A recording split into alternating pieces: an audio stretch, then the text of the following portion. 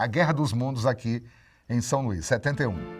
Você vê que a Guerra dos Mundos, originalmente, foi em 1938, né, adaptando um texto de Orson Welles, do original de H.G. Wells.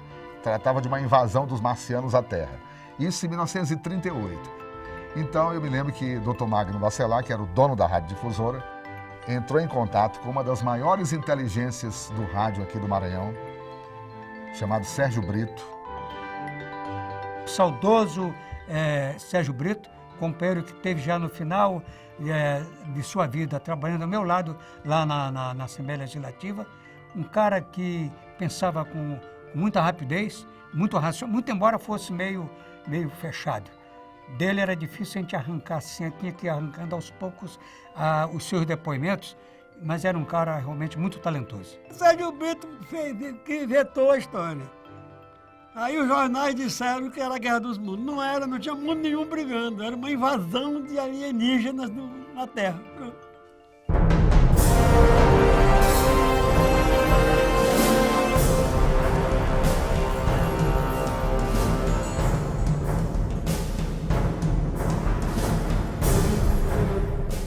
Sérgio Brito era um gênio.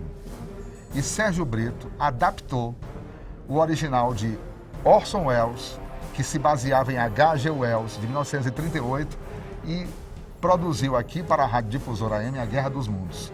Ora, a cidade toda foi pega de surpresa, né?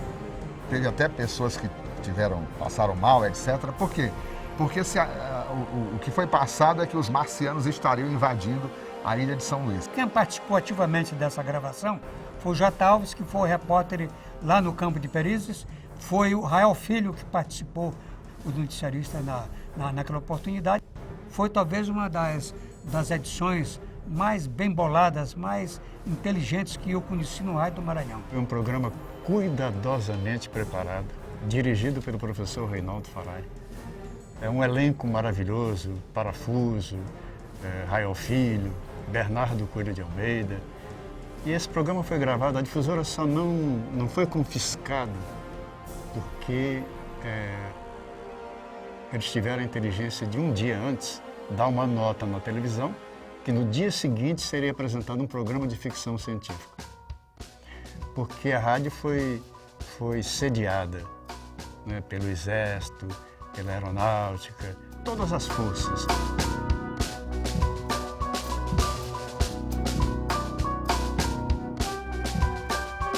Aí eu fui fazer a sonoplastia, inventei uns ruídos, aí o pessoal acreditou e eu me realizei como sonoplasta depois do programa. E o resultado foi acabar na Polícia Federal. Eu vi e até me espantei na época com a correria na cidade, sobre o fim do mundo, sobre a invasão, não sei o que e tal. O J. Alves ainda hoje é lembrado porque ele foi o repórter exatamente que mais participou desse programa. Tive o prazer de ter sido convidado a morrer em meio àquela, né, aquela ficção toda. Que muitos companheiros morreram, entre aspas, como o companheiro J. Alves morreu lá no São Cristóvão. É o primeiro ser extraterrestre que chegou, carregou o J. Alves.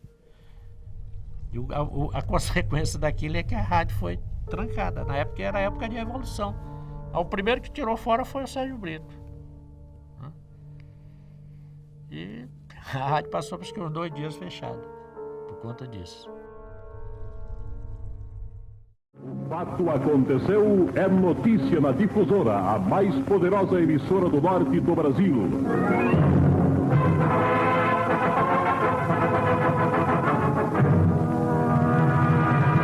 E atenção, ouvintes, interrompemos nosso programa para divulgar esta notícia em caráter extraordinário.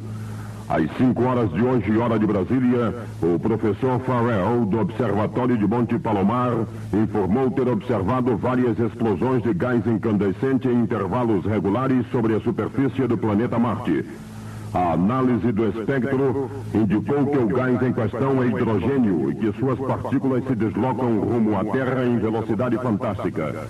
O fenômeno foi confirmado pelo professor Mário Cortellini, do Observatório Nacional do Rio de Janeiro, que descreveu com as seguintes palavras: parecem chamas azuladas saídas do cano de um revólver. Permaneça em nossa sintonia, pois a qualquer momento voltaremos com novas notícias.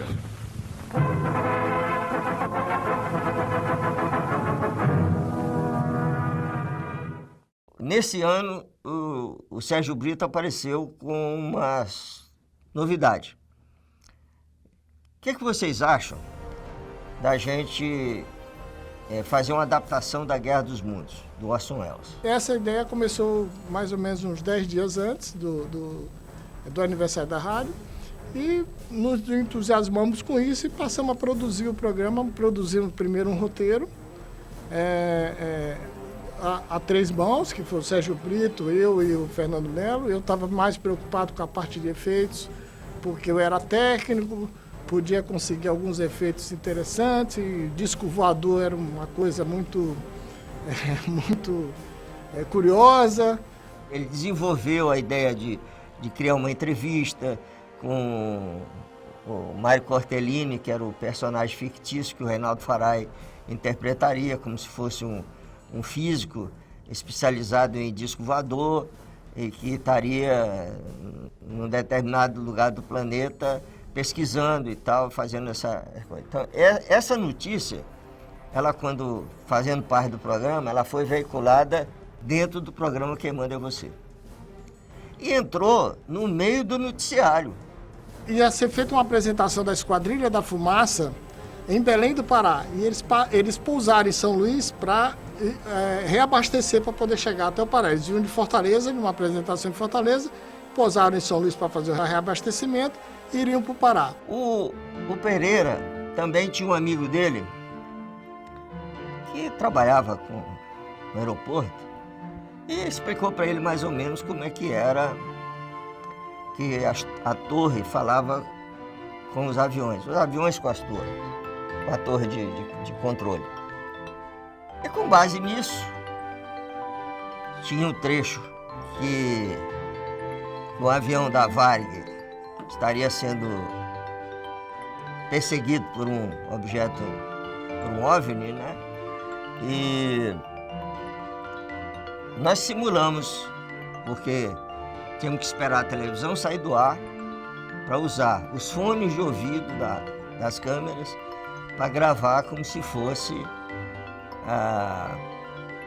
o piloto e a torre. Foi feito na véspera, porque a televisão tinha para dar mais veracidade à coisa. Aí nós achamos que ficou bom. Eu fiz o piloto e a voz é inconfundível lá do pessoal que assiste, que tem o áudio original. E o Pereira fez a torre de controle. E isso foi a única coisa gravada que rodou no programa. O resto tudo foi ao vivo. Eu mesmo tinha feito essa gravação junto com ele na noite anterior. E o comandante da Esquadrilha da Fumaça percebe isso, acha que é muito real, porque tinha todas as informação de vento, posição de pista, uma série de detalhes, e volta para São Luís para saber o que estava acontecendo. Quando ele pousa em São Luís novamente, né? Novamente provocou uma confusão, porque lá vem um avião passando, sobrevoando São Luís. Era uma coisa, avião não era uma coisa assim muito fácil de acontecer. Talvez tivesse 1 ou 2 voos por dia em São Luís. E aquilo, claro, colocou mais primeiro no programa. Quando ele chega no aeroporto é que ele soube que era mentira. O J. Alves foi designado para, já que ele trabalhava como repórter, a frequência, com a caminhonete de frequência modulada, a gente combinou com ele, você vai ficar aqui na porta da rádio, a caminhonete parada, e você, num determinado momento, vai simular que você está lá em Peris, no momento mais crucial da história. Eu fiz o papel que eu fazia, normalmente na rádio, eu era o repórter da história. O mais interessante desse programa é que nos Estados Unidos ele foi feito, mas só quem sabia era o dono da rádio e o senhor Orson Welles que escreveu a coisa. No nosso caso, todos nós da rádio sabíamos a história já. Graças a Deus não morreu ninguém. Agora, foi uma porção de gente parar no hospital. Foi um monte de gente depois para a rádio esculachar todo mundo lá, chama-se irresponsáveis e tal. Então, quando acabou o programa, que a gente viu aquele volume de voz, e chegando na janela e olhando à frente da difusora, você não via nem a rua, era só gente. Isso contrariou a gente, né? Porque eu independente de fazer esporte, eu era muito respeitado, inclusive no rádio.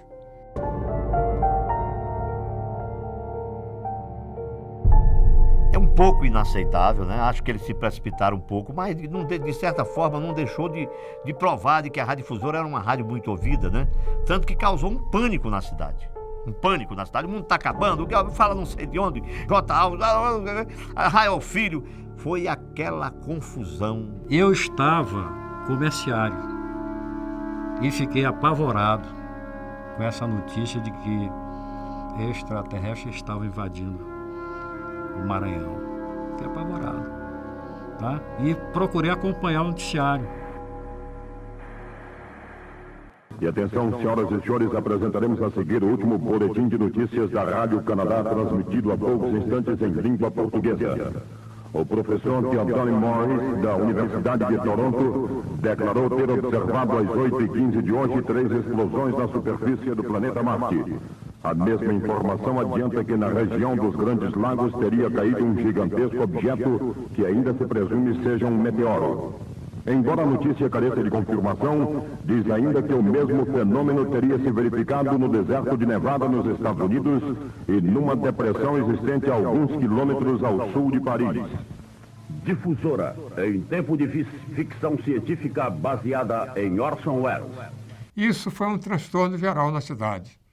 Que a partir do instante, como o Jota começou a falar, de que ele estava no campo de Peris e que surgia, inclusive no céu, aquelas figuras, né, difíceis de você até falar, uns tipo morcego, essa coisa toda, e ele começou a falar que estava chegando perto dele, ele deu um berro e disse que morreu, né, estou morrendo aqui. Isso transformou a cidade numa situação realmente terrível. Aí foi lá a senhora do Djalma Brito, com as duas meninas, e chorando, e anarquizou todo mundo lá na porta. Aí depois chegou o exército, mandou fechar a rádio. A Polícia Federal teria que liberar o programa. E o pessoal foi e levou para a Polícia Federal. Eles liberaram, só que no decorrer do programa, de vez em quando você teria que dizer, esse é um programa especial em comemoração ao aniversário da Rádio Difusora e tal, 29 de outubro. Tudo bem. Dava, você chegava e falava a mesma coisa. Só que o programa foi pro ar e ninguém fez coisa nenhuma a respeito disso. O certo é que o comandante do 24º Batalhão de Caçadores, Coronel Agostinho, estava em Pinheiro, no churrasco e tal. E um radioamador aqui não teve nada o que fazer, entrou em contato com o Pinheiro e narrou o fato. Nós saímos daqui de manhã muito cedo, rumo a Pinheiro, né, onde iria ter um churrasco. Logo que eu cheguei lá, eu procurei entrar em contato telefônico com meu pai, para avisar que eu tinha chegado, que estava tudo bem e tal. E ele, com muita cautela, me perguntou como tinha sido a viagem. Se a viagem tinha sido tranquila e tal. Tá, tudo tranquilo. Mas ele insistiu. Não houve nada de anormal, não houve nenhum movimento, não houve nada. E eu perguntei para ele, então, o que está acontecendo, papai? Tem algum problema aí? Ele disse, não, a rádio está divulgando aqui um episódio, mas eu não posso, eu acho que não é para o lado daí, é para aqui, para o Campo de Perizes. Eles estão dizendo que é aqui no Campo de Perizes. E quando eu desliguei o telefone, eu vim ali para uma área onde estavam todos os convidados, e contei a história para uma pessoa que eu não me lembro bem quem foi. E o Coronel Agostinho me interrompeu e perguntou, vem cá, que história é essa? Porque eu falei que o meu pai tinha dito que o exército já estava lá. E ele pediu então para eu ligar para a casa do meu pai, eu liguei a cobrar para meu pai, ele falou com meu pai e ele disse para meu pai ligar para o oficial de dia no quartel do 24BC para que essa pessoa ligasse para ele naquele número. Quando ele fez o contato com o quartel, ele já viu que não tinha nada, pelo menos no que diz respeito ao exército, não tinha nada de anormal, estava tudo tranquilo, porque não tinha saído ninguém do quartel, não tinha tido nenhum deslocamento, nada, estava tudo tranquilo lá. Então ele viu que alguma coisa estava errada, hein? Mandou um avião buscá-lo, né? E ficou muito chateado com essa história. Me lembro bem que quando ele saiu de lá, ele comentou que alguém ia pagar por isso. Eu me lembro bem dele dizer isso. Quando o coronel soube da história, ele veio com mais de 1.000 para cá, colocou o quartel em prontidão e rapidinho a Camboa, na época, ficou verdinha, porque o exército foi todinho para lá. Moral da história, quem estava dentro da rádio não saía e quem estava fora não entrava. Mandaram tirar a rádio do ar. Ele veio muito zangado, chegou na rádio com um choque mais ou menos com uns 12 a 15 homens, um choque do exército, um caminhão desceram, pediram para fechar, ele inclusive me abordou pedindo para fechar a rádio, e ele não só fechou a rádio, ele fechou a TV também. Eu já argumentei com ele que o programa era só rádio, mas ele não queria nem saber, fechou a TV também. O exército entrou e foi botando gente para fora. Floresvaldo já estava no ar, o programa de Floresvaldo. A minha participação, eu diria, que o programa foi gravado e colocado no ar num sábado, no programa do nosso querido Rael Filho, nosso saudoso Rael Filho, que era o São Luís Hit Parade. Era a grande parada da semana, né? E, de repente, a rádio foi sediada e eu chegava às 2 horas da tarde para fazer o meu programa. Então, no que eu estava no ar fazendo o Jovem 80, eu fui tirado do ar por um soldado do Exército com uma metralhadora apontada para mim. Mas com uma certa educação, apontou a metralhadora, mandou que eu saísse. Nós saímos, eu saí, fui para o outro lado da calçada, nós não tínhamos direito nem de passar na calçada da emissora.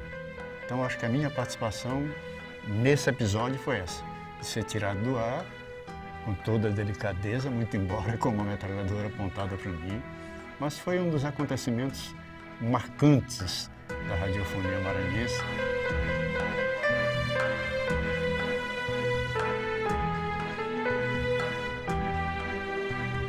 Na época foi um frisson aqui em São Luís, inclusive a rádio difusora foi fechada, ela só foi reaberta porque Dr. Magno Bacelar, que era o dono, era deputado federal e teve prestígio, usou do prestígio para reabrir a estação.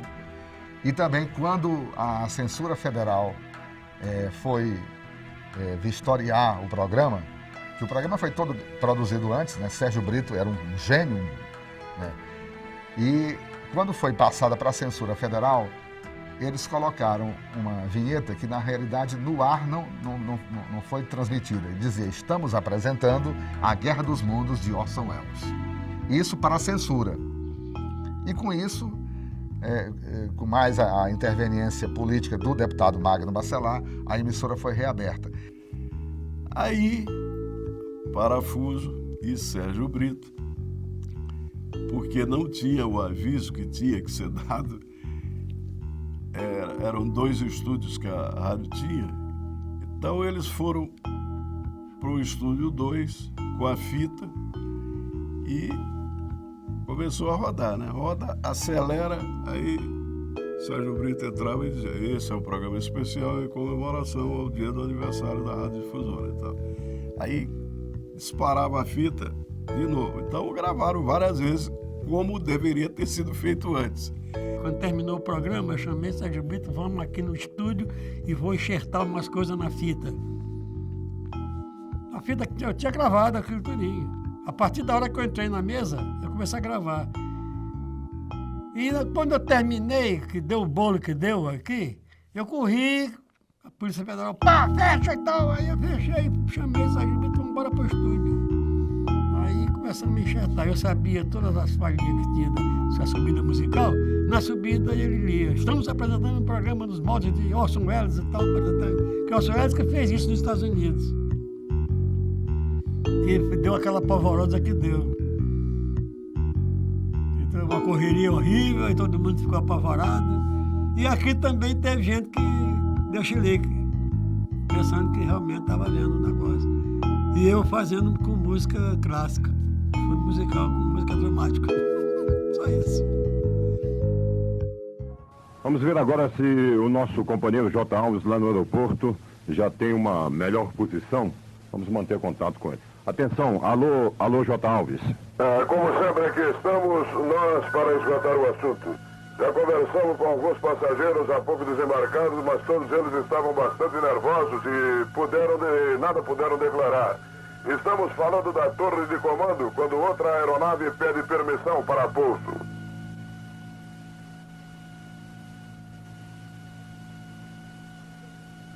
Emergência, sendo seguido objeto desconhecido. Atenção de Assis Solis.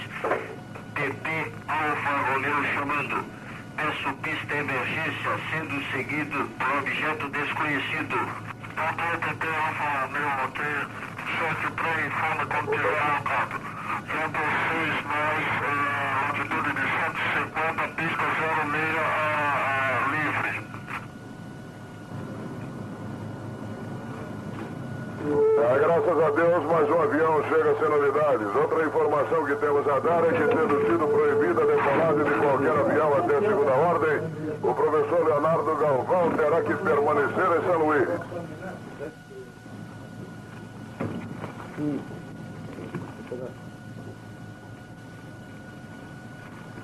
Alô, J. Alves. O professor Leonardo Galvão deu há pouco uma entrevista à Rádio Difusora.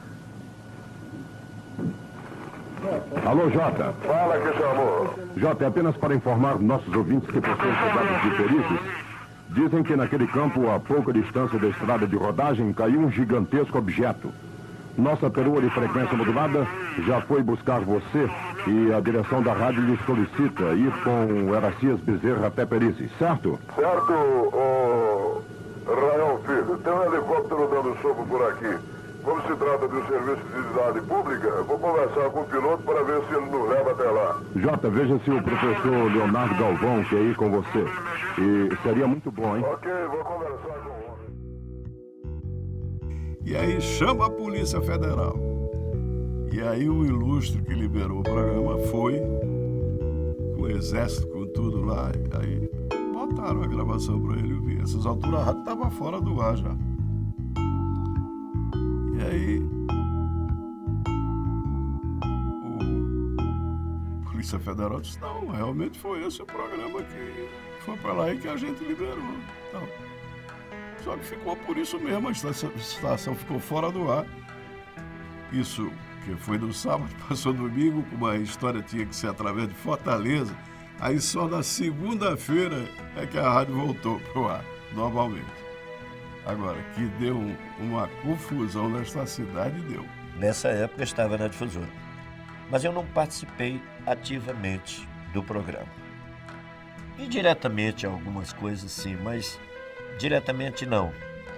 E não tive essa honra, né? Porque esse programa não só veio mostrar o grau de audiência da Difusora, mas veio mostrar também a competência dos nossos profissionais para fazer aquilo e movimentar essa cidade de uma maneira que você nem imagina.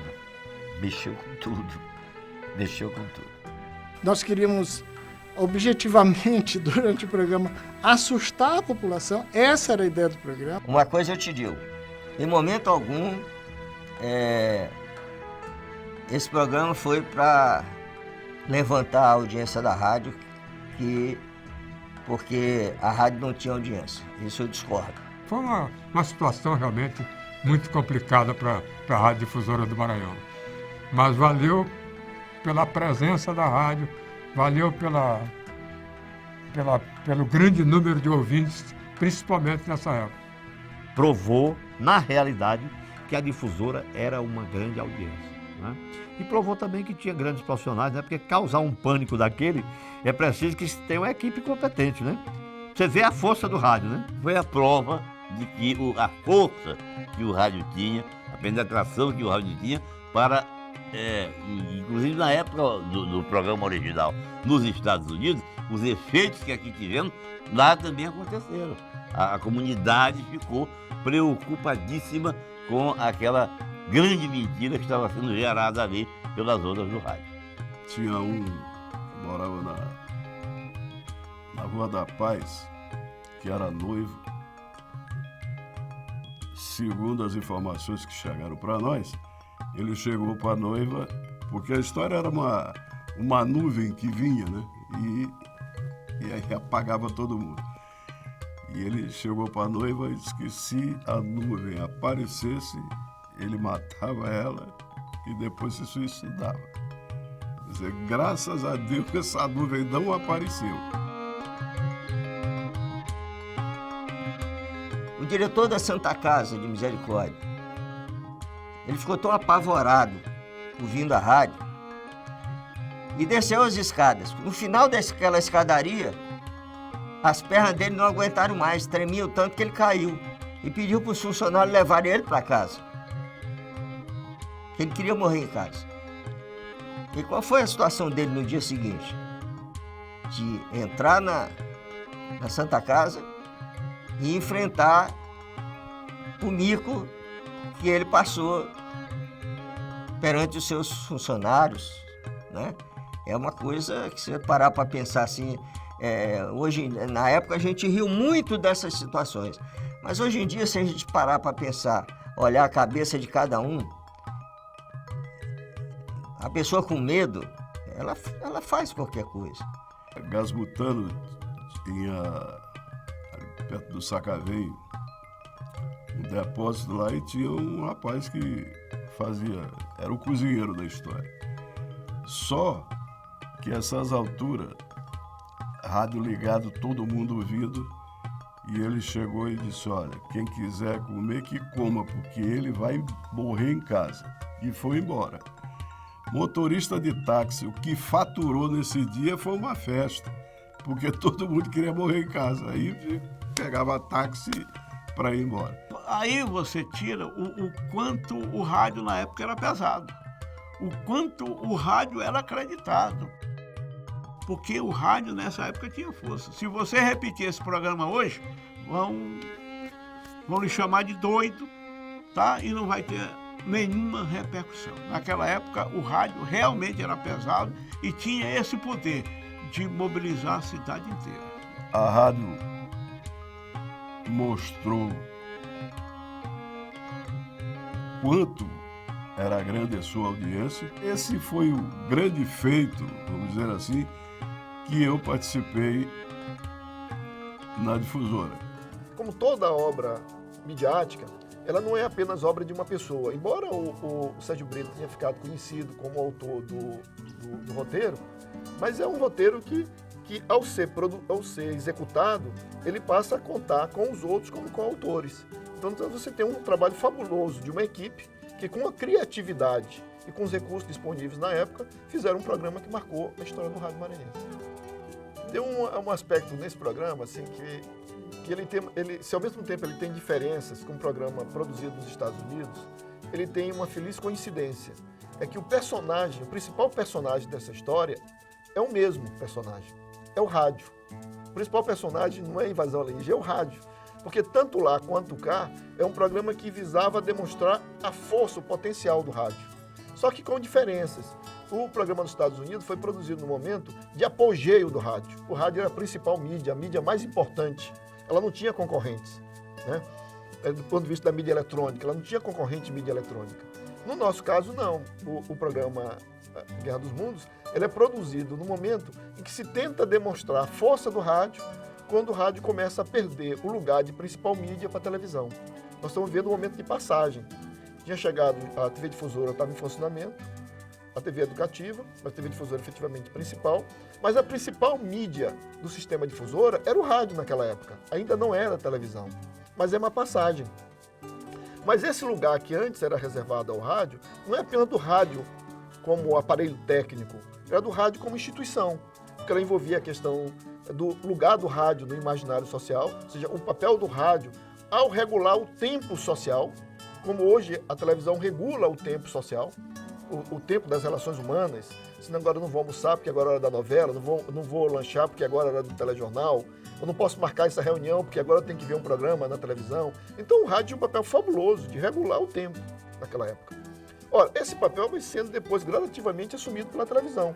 Tanto que nos anos 70 é o momento que a televisão se transforma efetivamente na principal mídia na sociedade brasileira. Então, Guerra dos Mundos, eu acho que ele é um programa importantíssimo para a gente entender o momento de transição do sistema de comunicação do Brasil, e especificamente no Maranhão. Mas eu digo assim que não é apenas uma questão tecnológica, é uma questão humana. A gente perceber também como é que a tecnologia muda as relações humanas, as relações profissionais, o impacto que ela tem nas relações comerciais, do ponto de vista da produção do imaginário, da produção das celebridades. Então, acho assim que nós temos muito que aprender com essa história, com a história do Guerra dos Mundos, pelo que ela nos diz no primeiro momento, mas por aquilo também que ela nos revela de uma época na história do Maranhão, na vida das pessoas. Alô, Perizes, alô, Jota. Atenção, J. Alves em Perizes. Alô, Jota. Professor Galvão ainda está perto do objeto examinando, mas isso me parece muito perigoso. A coisa estremece como se fosse soltar algo monstruoso. Tudo aqui por perto está começando a vibrar. É incrível, meus amigos, está saindo um jato de fogo do objeto, está tudo se incendiando. Alô, Perizes, alô, Jota. Atenção, J. Alves em Perizes. Alô, Jota. Atenção, caminhonete de frequência modulada. Alô, Perizes. Ao que tudo indica, houve problemas com o nosso repórter J. Alves e com o nosso técnico Aracias Bezerra. Informamos as famílias desses companheiros que estamos tomando todas as providências no sentido de trazê-los para São Luís caso estejam acidentados. Pedimos a todos que se mantenham calmos, pois de nada vai adiantar o pânico.